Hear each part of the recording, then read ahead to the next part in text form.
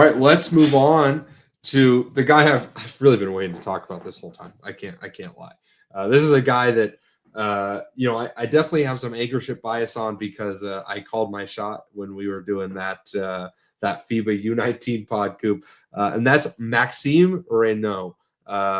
Maxime is April 7th, 2003 birthday. He's 22 right now. His rookie season will be his age 22 season. He's French national. He's played 4 seasons at Stanford.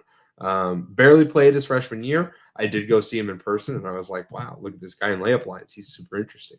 And then just continued to enjoy his game and be in on him. I tried to empty my mind and enter this film watching with like a blank slate on him. But there is always that part of you as a scout that's like, man, it would feel really good if he could be successful. And I could pull up tweets from, 2023 talking about Maxime Raynaud as a future NBA player or whatever. But, I think I did an okay job trying to enter this objectively. In his senior season at Stanford, I should actually mention, at the Combine, measured at 7 foot and a quarter without shoes. So he's a real 7'1", almost 7'2", only a 7'1" and a quarter wingspan. So he only has a 9'2" standing reach, not like gigantic. And a lot of his wingspan, I think, is his shoulders. That's part of why the standing reach is lower.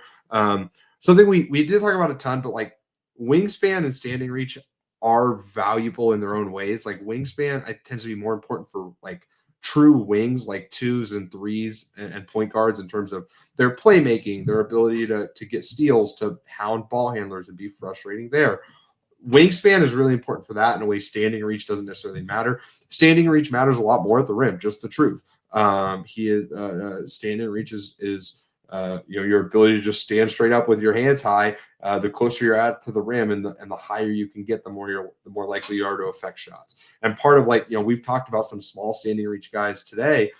A big issue with a lot of them is that they have to get shots right at guys' hands because they're not athletic enough and they're not their standing reach isn't high enough to just like sky for blocks. And Raynaud falls in that a little bit. But this season, in 35 games, in 33.5 minutes a game, he averaged 20 points, 10.6 rebounds, 1.7 assists, 0.9 steals, 1.4 blocks, 2.4 turnovers on 46.7, 34.7, 77 shooting splits. Always worry about a big that shot below 50% from the field. But for what it's worth, he had a 6.3 box plus minus, 110 offensive rating, 30.3 usage, 52.7 effective field goal rate, 55.8 true shooting, grabbed 9.4 offensive rebound rate, 28.7% defensive rebound rate, 11.9 assist rate, 14.2 turnover rate, had only a 0.7 assist to turnover ratio, 4.6 block rate, 1.5 steal rate, 26.3 free throw rate. The athletic production is a real worry. He dunked 29 times on 34 attempts, shot 69.3 on 153 close twos, 41.5% on 217 long twos, 77% on 148 free throws, 9.9 3-point attempts for 100 possessions, which ended up being 193 total threes, where he shot about 35%. Let's start defensively here, even though, again, I think the sell here is probably more offense, but he is a gigantic human. And that is worth noting. Stone, how'd you feel about Raynaud on the defensive end? I think that there was a lot to like and some questions I have as well. I think that as a rim protector, which is primarily the role I foresee him being in defensively, and you guys can let me know if you think differently. But he's really good at staying vertical as a rim protector. He's similar to Sorber in that way, where I think they're both very disciplined. They're not really going for crazy blocks in the air, but they're enough of a deterrent as a ground-bound guy to really be impactful in that way. I think that the lateral movement was pleasantly surprising. I did not think that he would be the level of lateral mover for the size that he is. And I thought that it was quite good, especially when you're that big and long. That can be functional because you're even though you're not quick laterally as most wings or guards, you're so long that it can make up for a lot of that. So I found that to be pretty interesting with him. I don't think the footwork is great in terms of being further out, even though he's laterally quick. I don't think that the footwork with staying in front of guys is particularly good. I do think that he reads things really well on both ends of the court, but also defensively as a rim protector, rotating properly, getting to the right side of the court in time. Because he is a good enough mover at his size to get there. He's not super slow. He's not plodding in a way that like Sorber is. So I do think he has some functional defense further away from the rim than somebody like Sorber that we did talk about. I do worry that there's some possessions, and it's not super frequent, but it's frequent enough to make me a little bit concerned, where he just seems lazy, like he's giving one effort at times, and he's not putting in a lot of secondary effort to recover or contest if the shot isn't very close to him. If someone is pulling up from the mid-range and he's close to the rim, a lot of times he just kind of stays there. And there are times like he does go up for it. So it's not like a schemed thing. I don't think necessarily. It just seems like a lack of effort to really get up and contest if it's not super close to him. Not every time, like I said, but on occasion, it's somewhat concerning. That also may have to do with the fact that he, as we'll talk about on offense, was like the guy. So maybe that's, a bit of an energy thing there. I do think that he's really aggressive flying in for boards. I don't think he can really establish position very well because he's just not super strong on his lower body. But he has sort of figured a way around that by just really timing when he leaps and coming in from different angles with his length to get boards and reach over guys to get them and come in from different angles, despite the fact that when he did try to position as a rebounder, he kind of just got bullied out of the way. He's just not strong enough in his lower body to really keep that established position. So I think there's various things there with him that do intrigue me, and I don't think he's like any sort of top tier defender in a way that I think for me, like Sorber's upside could project to be. But I do think there's a lot of worlds where Raynaud is a really positive defender, and that intrigues me, especially considering the other end. Yeah, he just like, for how big and athletic he is in college basketball, I do wish his block percentage was a little higher. I think he's got decent hand-eye coordination. He's got the mobility to like be in there blocking a ton of shots. His standing reach isn't crazy, but he's just huge. He's a truly massive human being. I do think that it's mostly usage, and just like being that big just requires you to be in such good shape if you're gonna be a post, especially I think for him because he's so skinny and they used him out of the post so much. I think that actually took a lot out of him. And he, like, on the offensive end, he's setting screens, running, he dips into the paint really hard. He just plays hard, runs really fast. He's just not super strong. So I think it just takes a ton out of him to the point where he's just kind of there holding his hands up a lot of the time when he could be like fully getting into position, fighting for position, blocking shots. I do think he could play a couple of different coverages at the next level. And I think that that's kind of the most important thing is you could run him in, maybe not at the level, but like just below the level. You could have him in kind of a drop or like a pseudo drop. I think there's other stuff you can have him out in space a little bit more. He's not fully switchable, but he's got the athleticism to do this stuff.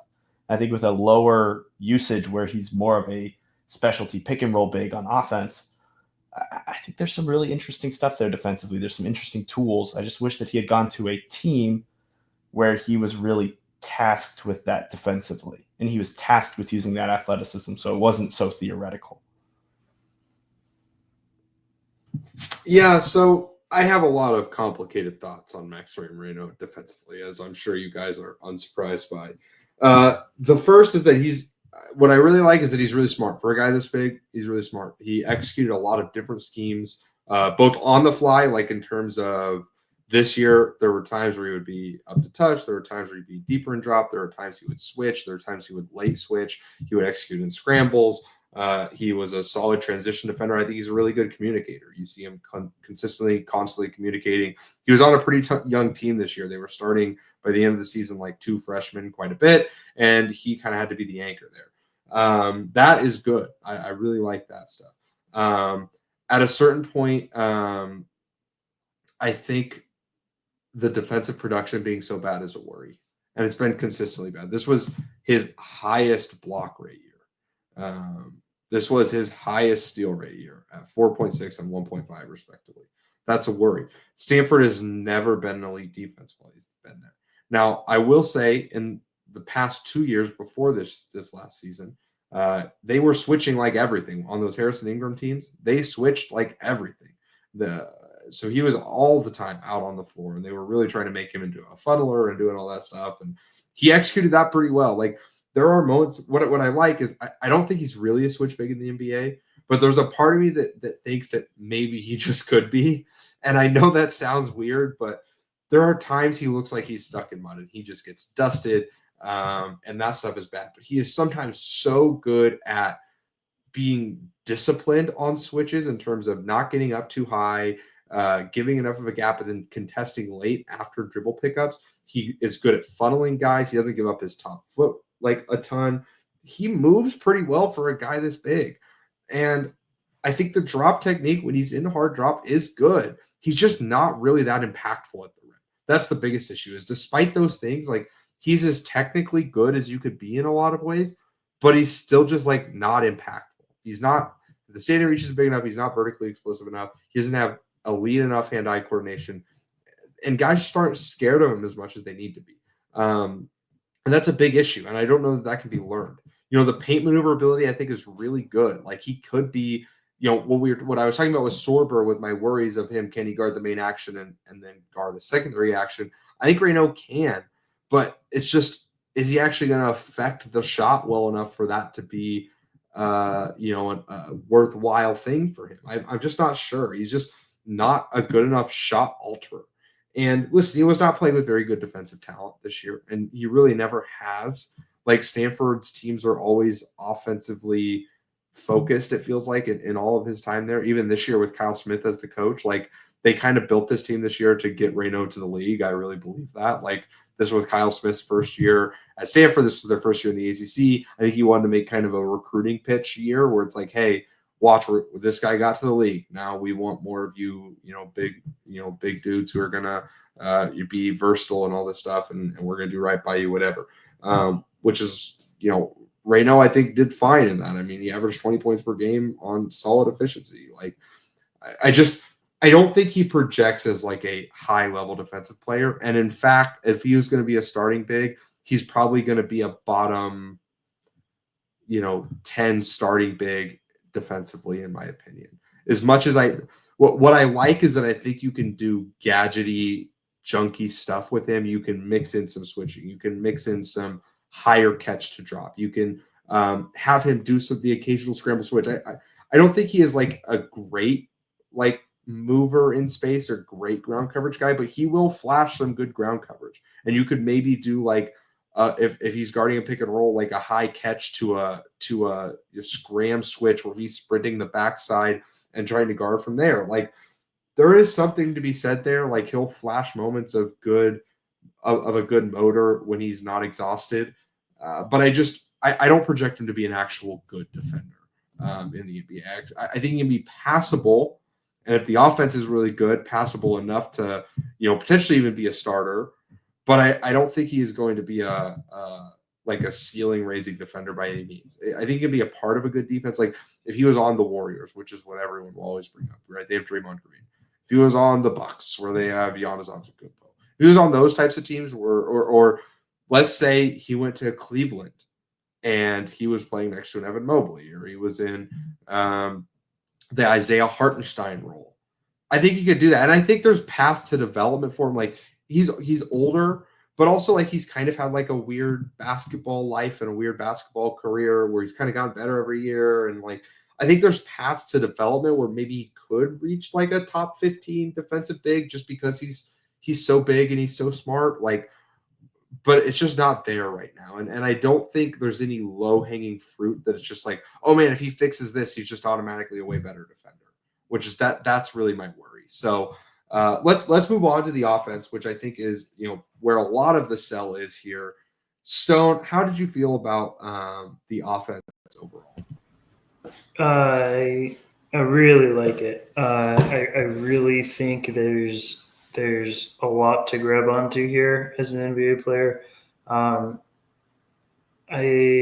start with the shot. Like I think he's going to be a pretty serviceable spot up shooter. I don't know how much volume I buy that on because I think that the transfer of energy on his jumper is really slow.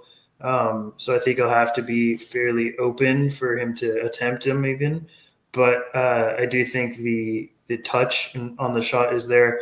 I really like the touch from basically everywhere. He is really good at those little soft baby hooks. He has some mid-range face-up jumpers. Like the touch from pretty much everywhere on his shot is really good, in my opinion. I think he's a great screen setter. He's not strong enough to have the impact of a screen setter that you might want yet. And I'm not really sure with his frame that I buy that ever being the case, but he's really good at understanding angles as a screen setter and understanding how the defender is going to come off of those angles at a really high level. So I really like that from him. He's a really good passer, especially as a standstill guy. He has some live dribble flashes, and that's not something I'm really betting on, but I think there'll be opportunities for that to come out. But I think the most translatable aspect of his passing comes from a standstill, where for Stanford, he operated as a hub, and he did so really well, in my opinion. He's doing some quick dribble handoffs, setting a screen and doing a second screen on the other side of the player, a secondary dribble handoff, rolling to the rim, making a short roll pass to the corner. Like he's doing 5, 6, 7 actions in a single play offensively, and executing all of them really well, which was really interesting. I think that he, as a finisher, struggles to get deep position because he just doesn't have the lower body strength to really do it. And so because of that, he can't really post up in a way that gets him closer to the rim.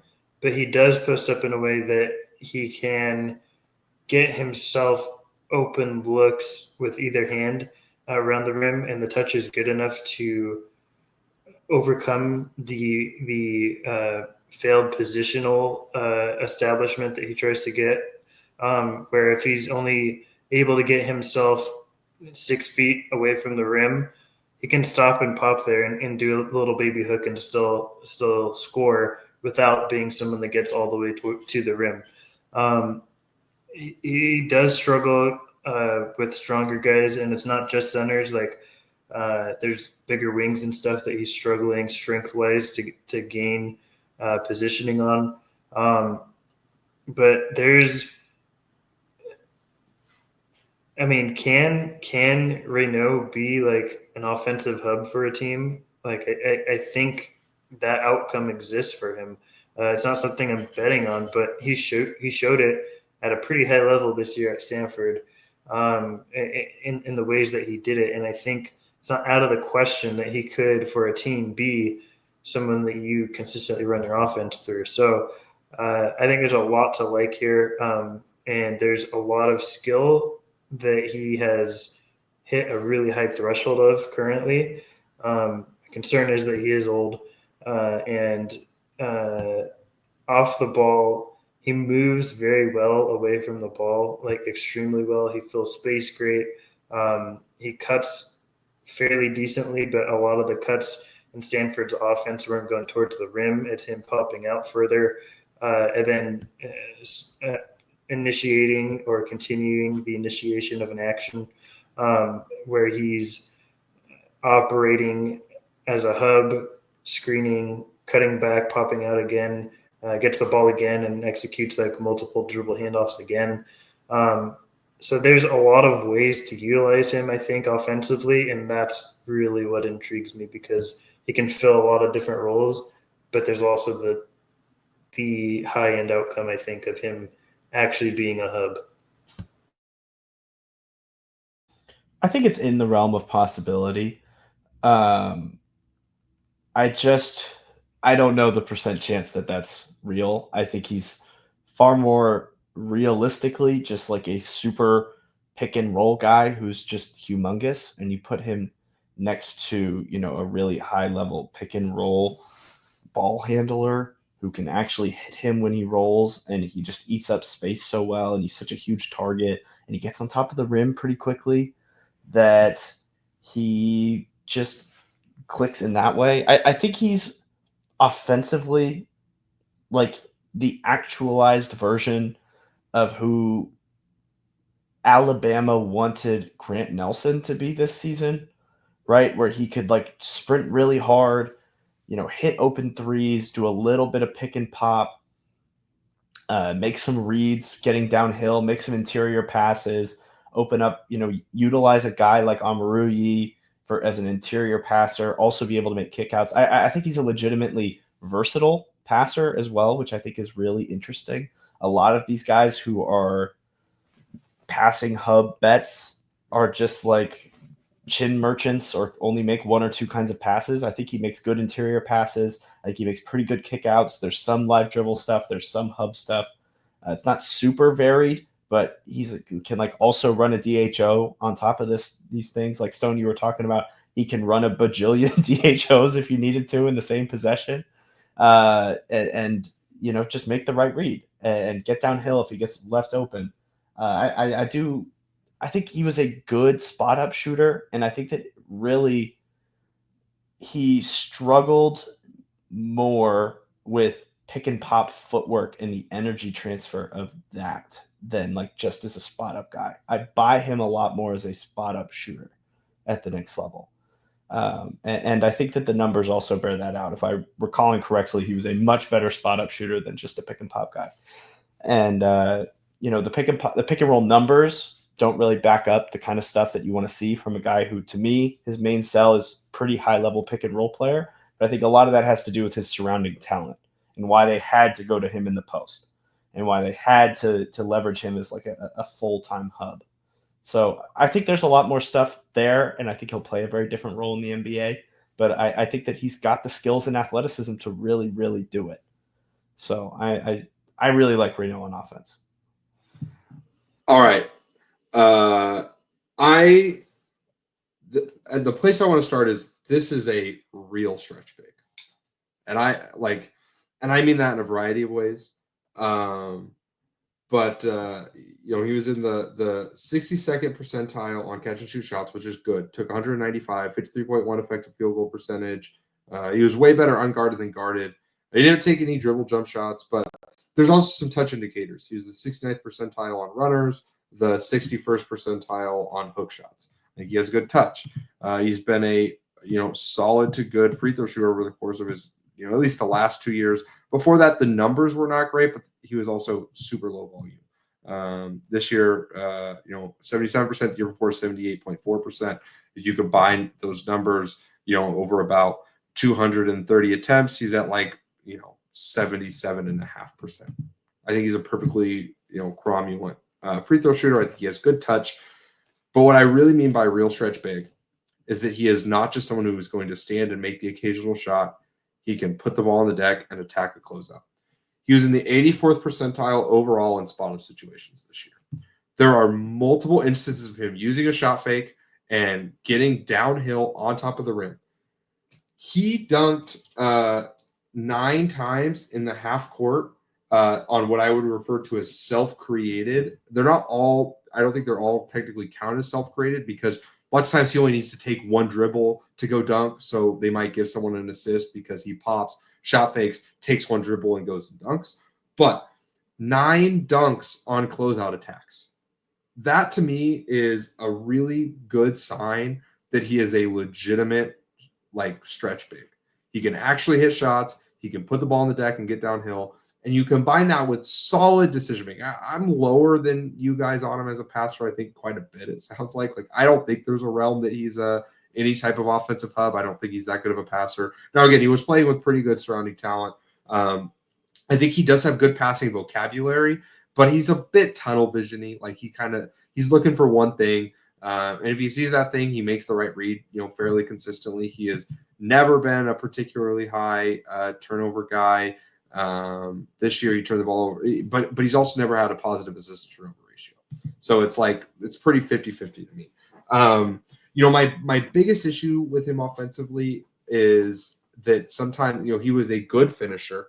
He was in the 78th percentile on 202 post-ups, the 85th percentile on 54 putbacks, but he was only the 24th percentile on rolls, which some of that is the guards passing the ball. But I just think he goes too soft at the rim sometimes. Like he's so reliant on his touch that he doesn't just strongly go at the rim. Now, overall, as a finisher, he was good. He was in the 88th percentile at the rim with a 68.6% effective field goal percentage. He's really efficient. He's been efficient at the rim. He does have great touch. He just does. And he does, he can finish with both hands. He has pretty good footwork down low. I think he could really be a short roll guy in time, too. He didn't really do that at all for Stanford, but I think he has that in him to be a short roll guy. As both a passer and a ball handler, he doesn't have a complex handle or anything. And with the DHOs, he's not really turning them down hard and getting downhill. He's usually, if he wants to turn down a DHO, he's turning it into a Barkley, which is not as valuable, but it's still something. I think he's a good enough ball handler to do that type of stuff. And he can hit a simple move and go score. That type of stuff is important. And that makes him a real stretch big, not just someone who, can kind of make a shot. He takes 3-pointers on volume, and then he can do stuff. If the defense is going to recover late but still recover, he can punish the defense. That is really, really valuable. We've seen that. I mean, Miles Turner, no longer a great defensive player anymore, but he's providing a lot of value to a team that might win the championship this year because he can really make shots. And if you close out hard, he can actually put the ball on the ground and get to the rim. And that stuff matters. Even though Miles Turner is not a great decision maker, he's not a great, he's a better vertical athlete than Raynaud for sure. I worry some about Raynaud's overall athleticism. I do. And I think that's a limiter for him in some ways. And his strength isn't great either, right? I think part of why he goes so finesse at the rim is because he's just not strong enough right now. And I don't know that there's a path to him putting on a ton of strength. But I think at the very least, the floor for Raynaud to me, and this will transition some to value, and you guys can circle things back around as you need to, but the floor for Raynaud, in my opinion, is valuable backup big who can legitimately change the geometry of the floor offensively. And even if he's a question on defense, might close some games because you need space for your other guys. And he can actually provide that space while also moving the ball. He's I think in a lot of ways, he's a better version of what Quentin Post was. And Quentin Post was a very valuable player this year for a solid Warriors team. He surpassed Trayce Jackson-Davis in the rotation because, one, I don't think Trayce Jackson-Davis is particularly good, but also there's value to being a big who can actually make shots and make decisions. That combo is rare. And I think we forget that. And Raynaud is gigantic. And I think he's big enough too that you have to guard him with a 5. If you put a 4 on him, I think he's good enough in the post that he can beat that 4 consistently. And that's real value too. Again, if you can put a 4 on a guy, or you can put a smaller guy on someone and get away with it, then it's harder. But Raynaud is a good enough cutter. He's a good enough ducking guy. He's a good enough post guy to punish if you put a real small guy on him. I think he's smart as an off-ball mover. He could contribute to good NBA offense. I really believe that.